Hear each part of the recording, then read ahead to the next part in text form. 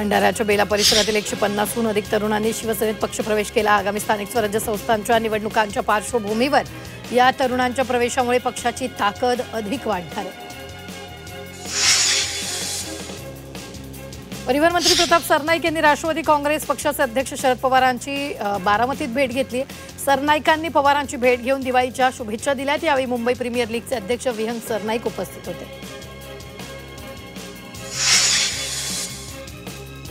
आज सर्वत्र भाऊबीज साजरी होत असताना राजकीय घरांमध्येही सणाचा उत्साह पाहायला मिळतोय।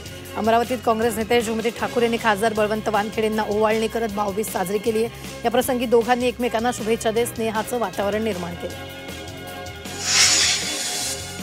राज्यभरात मोठ्या उत्साहात भाऊबीज साजरी होते। अशातच मंत्री संजय शिरसाट यांनी आपल्या लाडक्या लेकीकडून औक्षण करून भाऊबीज साजरी केली। राजापूरचे शिवसेना आमदार किरण सामंत यांनी जानकीबाई तेंडुलकर महिला आश्रम इथं भाऊबीज साजरी केली। यावेळी आमदार सामंत यांनी महिला आश्रमातील सर्व बहिणींना भाऊबीजेच्या शुभेच्छा देत मिठाईचं वाटप केलं।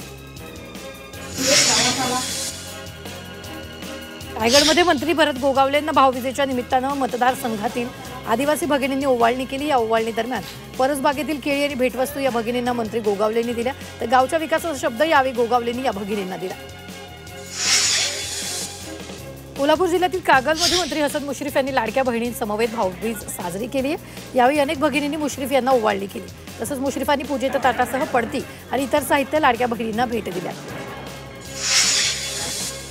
नाशिकच्या सिन्नरमधील सोमठाणे इथं क्रीडामंत्री माणिकराव कोकाटे यांची भाऊबीज मोठ्या उत्साहात पार पडली। सोमठाणे गावी सख्या चुलत अशा 27 बहिणींनी कोकाटेंना औक्षण करत भाऊबीज साजरी केली।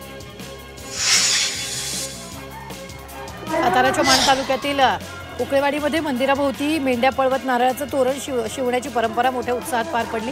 या स्पर्धेत उकळेवाडीमधील माण कृषी बाजार समितीचे सभापती यांच्या मेंढरांनी नारळाचं तोरण शिवलं। यावेळी स्पर्धा पाहण्यासाठी नागरिकांची मोठी गर्दी झाली होती। मावळ तालुक्यातील वडगावात सोशल फाउंडेशनतर्फे दिवाळी पहाट या कार्यक्रमाचं आयोजन करण्यात आलं। तर स्वरा किंबहुने आणि देवांश भाटे यांच्या सुरेल आवाजानं उपस्थित नागरिक मंत्रमुग्ध झाले। दिवाळीच्या आनंद सोहळ्यात संगीताची ही पहाट सर्वांसाठी अविस्मरणीय ठरली। मावळमधील देहूत दिवाळी पहाट भक्तिरस तुकोबांचा हा सुरेल कार्यक्रम संपन्न झाला।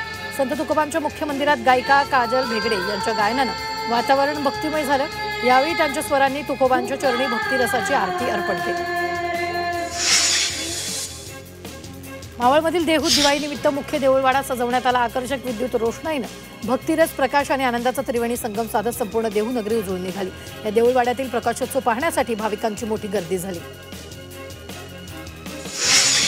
दिवाळीनिमित्त नाशिकच्या मेळा बस स्थानकात प्रवाशांची मोठी गर्दी झाली। एसटी मंडळानं अनेक जादा बसेस सोडल्या, मात्र तरीही या ठिकाणी प्रवाशांची गैरसोय होताना दिसून येते। त्यामुळे खासगी वाहनांकडून जादा पैसे आकारून प्रवाशांना लुटलं जातं।